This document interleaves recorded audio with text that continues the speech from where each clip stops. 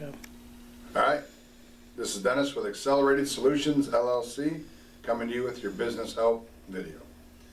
So we got our business now, we got our bank account, we got our EIN, we got our CPA, we got our attorney. Let's do business. Wait a minute, hold on, there's more to this. And this is where a lot of people make mistakes. They get excited and ambitious, and that's great, but we need to slow down and we need to make sure we're protected. One of the things about businesses, especially the bigger you get, the bigger the target on your back. So there are some things to protect your customers and you. The first insurance that you're going to hear the most about is what a lot of people call GL. It's general liability insurance. I am not going to go through the details of each insurance. The point of this video is more to make you ask questions. What you have to be careful with is if you go to a car dealership and say, hey, do I need to buy a new car? Of course you need to buy a new car. If you go to an insurance salesman and say, hey, do I need to get more insurance? Of course you need more insurance. So what you need to do is find an insurance agent who is a teacher, who has the heart of a teacher. Somebody who wants to sit down and understand creating a long-term relationship with you. Not somebody who just wants to sell you a bunch of stuff, make their commissions, their money, and go on. So we want to look for somebody that has the heart of a teacher. So now we have our general liability. Make sure you truly understand what that does and doesn't cover. You may think it covers a lot more than it does. It may not.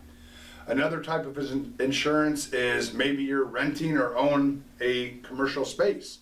Maybe you have something with equipment, maybe you have an office with employees, whatever. You need to talk to them about property insurance. You want to make sure that that property is protected. Some of it's from your own negligence, some of it might be catastrophic, flood, pipe busting, whatever. Some of that property insurance may cover if a branch hits the roof and it rains inside, but it may not cover if the sewer in a bathroom breaks up and actually floods it. So make sure you truly understand what that insurance covers. Another one as you grow and get employees is workman compensation. This is a big one. This is something that you need to factor into your costs of doing business. What I'm talking about is not the sexy part of business. This isn't the Mercedes, the Rolls Royce, the business, the sales.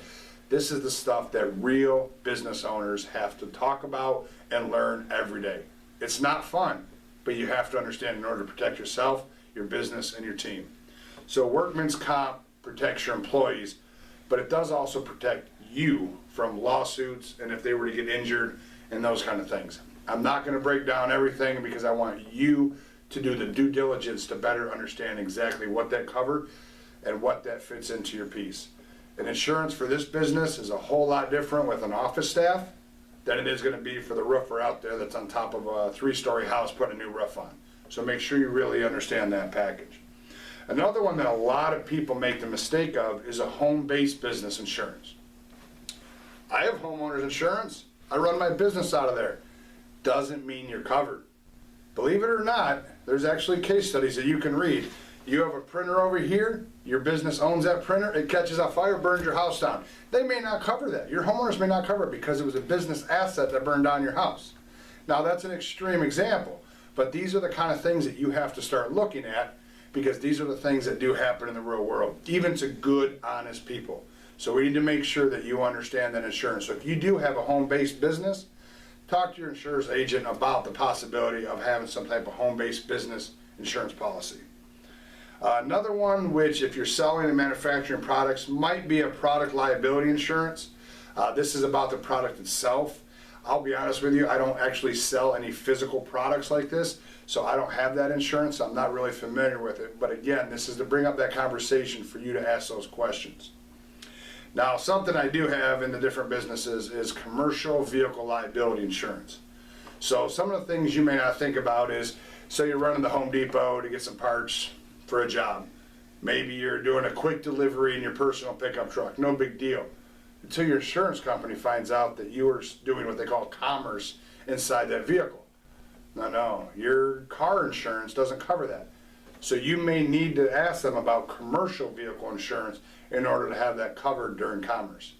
It is more expensive, but again, maybe $30 more a month might be a whole lot cheaper than playing the game and the gamble of crashing your truck or having a load shift and now all of a sudden your pretty $40,000-$50,000 truck is not covered by the insurance company.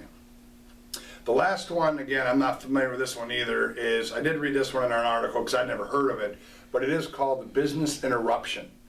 A good example is Katrina back in the day. I make my living, I'm selling crawdads down in the south, or maybe I'm sitting on the beach and I sell pina coladas to somebody in Key West, and then that damn hurricane comes. What do? It might be 3, 4, 5, 6 months without business. So if you are in some type of catastrophic or nature-prone area like that, find out what business interruption insurance is really about. Have that conversation. As you can tell, these don't sound like a lot of things, but those costs really start adding up. This is important to protect you and your business so you can create your legacy.